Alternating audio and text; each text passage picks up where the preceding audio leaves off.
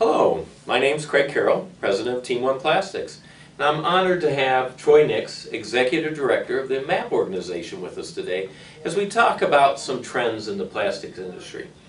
We've been talking a little about opportunities, challenges, threats, and I know a big challenge for plastic processors is always resin pricing. It always seems to fluctuate, mostly upwards. Troy, what do you see about that over the next 6 months to a year?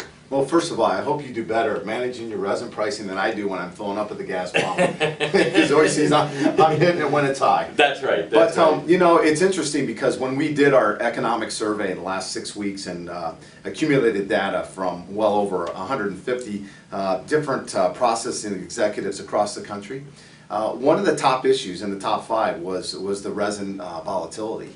And you know, if you look at some of the I guess the historical trends, and I got my hands on this graph the other day, and it was a polypropylene graph, right, over the last 10 years, since 2000 to 2010, yeah. And it looked at the individual monthly spikes, so 360 months.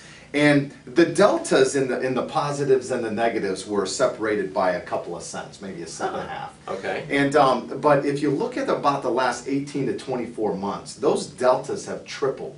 And I think it's interesting because if you look at resin as a total cost factor, and you look at it as, you know, I guess a percentage of your sales, right. You know, some companies might be 45 to 50% of their total sales is in resin. Right. So if you don't correctly manage the volatility in the marketplace, this is something that could be very devastating to your business. So right. I guess my message and my thought process is that our industry probably needs to do a better job at becoming more sophisticated buyers, right. And using the intellect and the market information to make better decisions on site. And I'm not sure what you're doing, right. But I feel that there is going to be a need for small to mid-sized companies to get more in tune with what's happening in the marketplace and to invest in their purchasing managers. Well, and I know the MAPP organization's made a concentrated effort over the last few years in terms of at least trying to collect information on certain major resin purchases, families, yes. And some talk about maybe somehow bringing us all, the little volumes, into a major one. As much I know you were great in terms of the data collection. Do you still see that as part of the next steps? Yeah, Craig, that's interesting because we just came out of our winter board meeting, and MAPP has 19 executives on their board.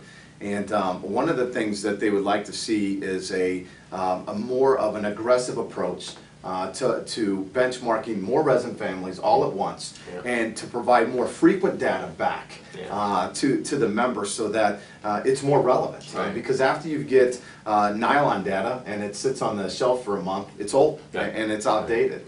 Right. So that's one of the things that we're thinking about. In addition to that, how can we pool some of the possibilities, yes. Right? Right. So if you've got a significant, let's say a grade of polycarbonate, for example, and we know that there are a significant number of MAPP member companies that are buying that polycarbonate.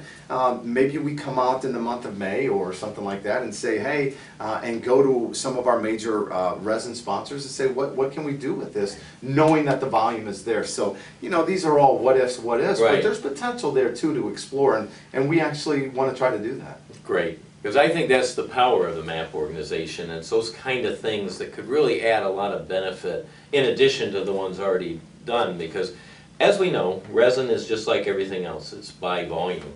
And the more we can pool our resources and be fair to everyone, we want everyone to make some money, but exactly. It's a win-win situation. So I think that's of interest for Team One and the industry. Is there ways that we can pool these resources and really become the most efficient? You know, just real quick, I'm just kind of reversing the tables here, but in terms of how you look at the marketplace, you think this volatility is ever going to go away?